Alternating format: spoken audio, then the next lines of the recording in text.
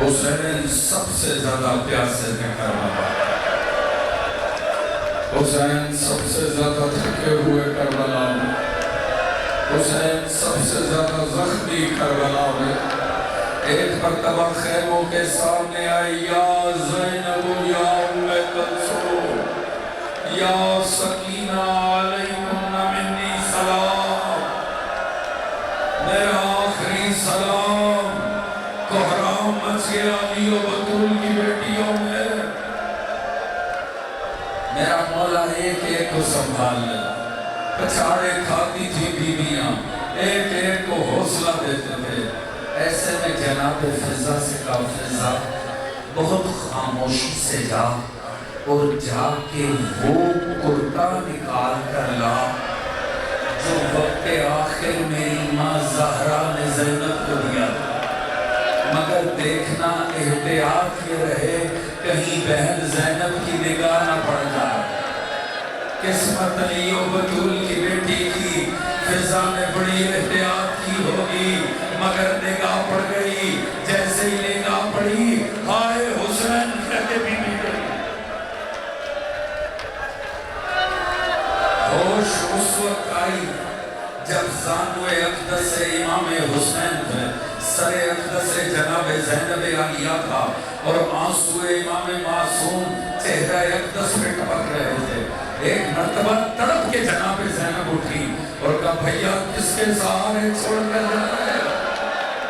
کہا، بہن خدا کے سہارے چھوڑ کر جاتا۔ اچھا بھیا پلٹ کر نہیں آنا، نہیں زینب پلٹ کر نہیں آنا۔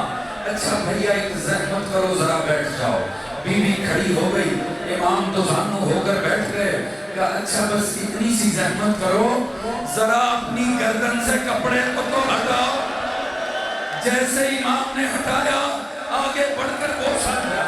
کہا، بہن ایسے پیار کیوں کیا؟ کہا، اماں نے فقط کرتا تو نہیں دیا تھا، اماں نے کہا تھا زینب جب حسین جانے لگے میری جانب سے بوسے دینا، تھوڑی دیر بعد وہاں خنجر ظلم۔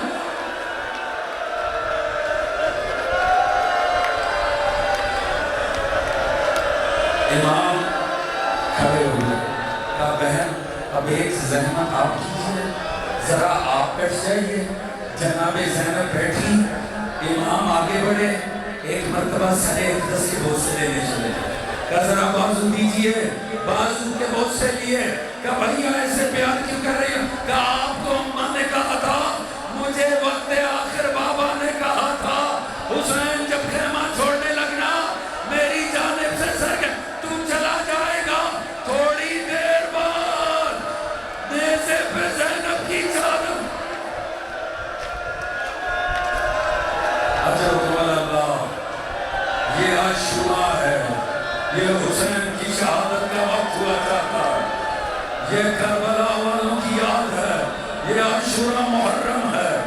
دوستو ایک مرتبہ میرا مولا سوار ہوا، سوار ہوئے راہوار، مجھے پتا ہے راہوار، میں مختصر کر راہوار، مجھے پتا ہے تو بڑا تھک چکا ہے، تو سارا دن تو نے میری مدد کی ہے، ایک ایک لاش لانے میں میری مدد کی ہے، پر راہوار تیری زحمت کے تمام ہونے کا وقت آ رہا ہے، اب لے کے جانا ہے، مجھے واپس لے کر نہیں آنا ہے۔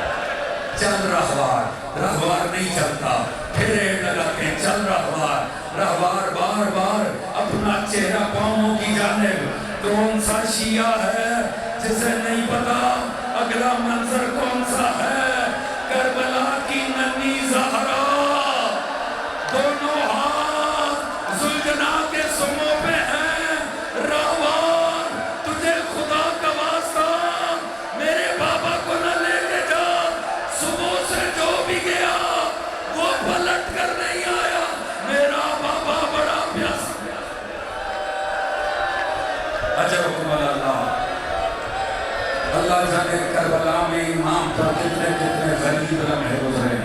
یہ ایک عجیب غربت بھرا لمحہ تھا.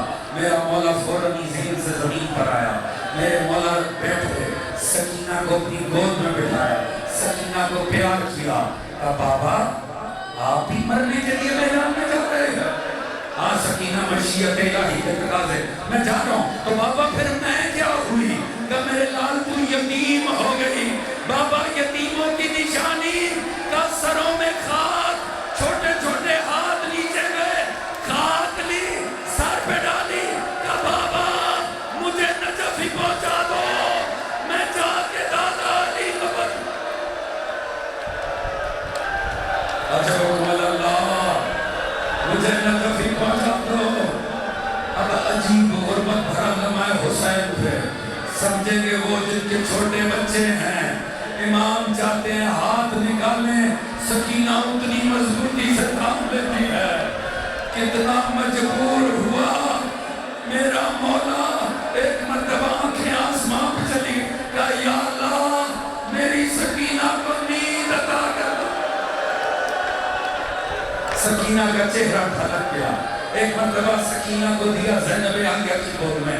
آخری سلام کر کے میرا مولا میدان میں آیا.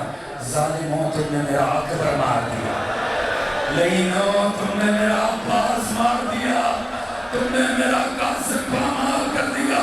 ایک مرتبہ گنج شہیدہ کی جانب دیکھا اور فرمایا آؤ میرے شیرو اب ذرا اس پیاسے امام کی جانب دیکھو.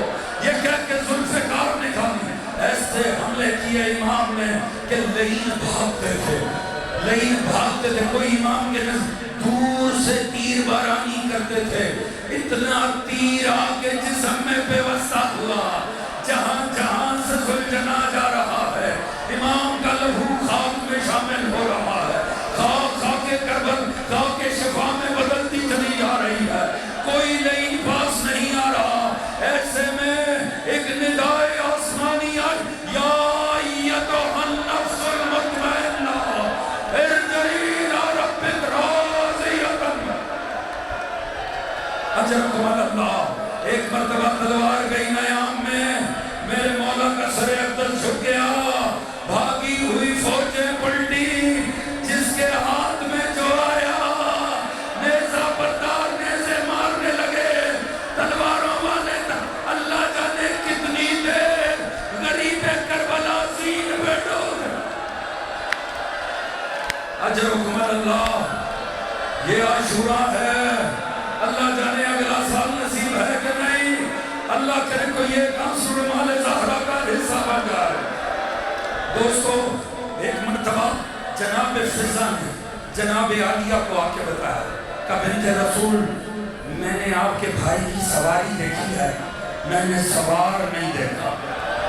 خدا خیر کرے, میں نے زین دیکھی ہے مگر خالی دیکھی ہے. جناب زینب نے زمین کو مخاطب کیا. زمین ابو تراب کی بیٹی پوچھتی ہے کیا میرا بھیا تجھ تک آیا؟ آواز ہی نہیں بی بی, مجھ تک نہیں آیا. مظلوم نہ زین پہ نہ زمین پہ, تیروں کے مسلح پہ معلق. اجرکم اللہ. یہی حق آل محمد کی غربت پہ رونے کا. کتنی دیر مظلوم سجدے میں رہے, اللہ ہی بہتر جانتا ہے. کوئی دور سے اندازے کرتے تھے حسین زندہ ہے کہ نہ توڑ گیا. کوئی لعین پاس جانے کو آمادہ نہیں ہوتا تھا, انعام دیتے تھے. کوئی جاتا بھی تھا نا, وہ ڈر کے مارے تلوار پھینک کے آ جاتا تھا. کوئی کہتا تھا کیسے گردن اتاروں, وہاں تو محمد مصطفیٰ بیٹھے ہیں. کوئی کہتے ہیں علی مرتضیٰ بیٹھے ہیں. کوئی کہتے ہیں کوئی پردہ دار بیوی بیٹھی ہے. کوئی پاس ہی نہیں جاتا. چن کے ایک عیسائی سپاہی کو بلایا گیا. اس نے سوچا کہ تو قوم نصارہ سے ہے, یہ تو رحم نہیں کرے گا, چاہے مصطفیٰ بیٹھا ہو چاہے مرتضیٰ بیٹھا ہو. اسے انعام کا لالچ دیا, بھیجا. جیسے ہی تلوار نکال کے قریب آنے لگا نا, ایک مرتبہ مظلوم کا جھکا ہوا سر بلند ہوا. آپ نے فرمایا قوم نصارہ سے ہے نا, پہچان کے مارنا, میں مباہلے والی زہرا کا بیٹا ہوں. تلوار پھینک کے قدموں میں گر گیا. کہا معاف کرنا, مجھے پتہ ہی نہیں تھا. جا کے داد شجاعت دی, شہید ہو گیا. دیر اندازے کر، کوئی لین پاس ہی نہیں جا رہا، گھبرا رہے ہیں، ذوالفقار پاس پڑی ہے، حسین کھڑا نہ ہو جائے، ایسے میں اندازے کریں۔ شمر نے کہا میرے پاس ایک طریقہ ہے، میں جان سکتا ہوں حسین زندہ ہے یا دم توڑ گیا ہے۔ لیکن سوار ہوا، کچھ حد تک نزدیک آیا، کہا حسین یہاں پڑے ہو، وہ دیکھو زینب کے خیمے میں فوج داخل ہو گئے، امام کانپتے ہوئے کھڑے ہوئے، کہا ظالموں محمد کا حیا نہیں ہے تو عرب کا ہی حیا کر لو، عرب کی غیرت کا ہی حیا کر لو، کم از کم میری زندگی میں کوئی بیویوں کے خیمے میں داخل نہ ہو۔ حضور تیر بارانی کرتے رہے، دور سے پتھر مارتے رہے، مظلوم کا لہو بہتا رہا۔ جب یقین ہو گیا کہ نکاحت کا وہ عالم ہے کہ حسین ہاتھ بھی نہیں اٹھا سکتے، ایک مرتبہ شمر خنجر ظلم گھماتا ہوا حسین کے سینے پہ آیا، تیروں کو توڑا۔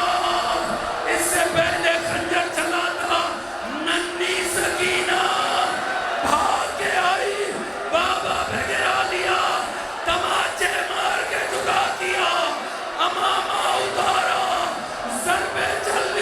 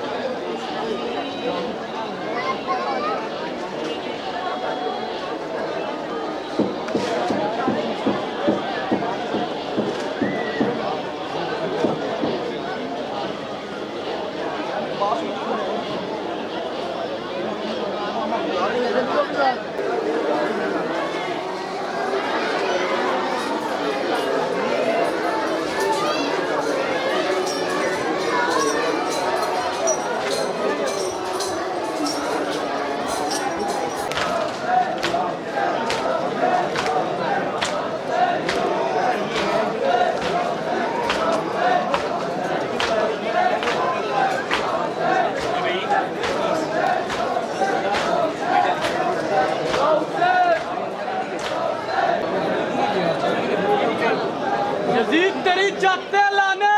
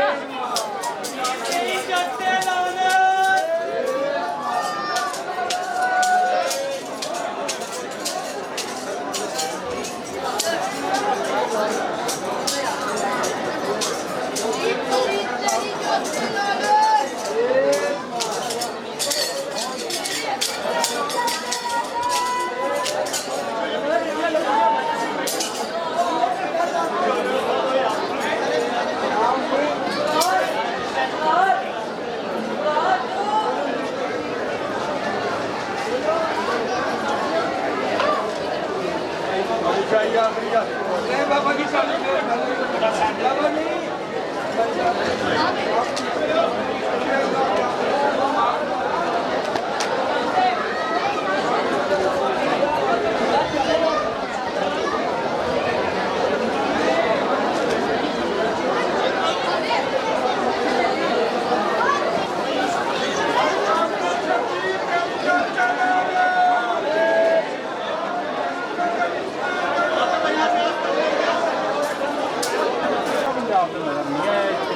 ਨਸਬੀਲ ਵਾਲਾ ਕੈਂਪ ਤੇ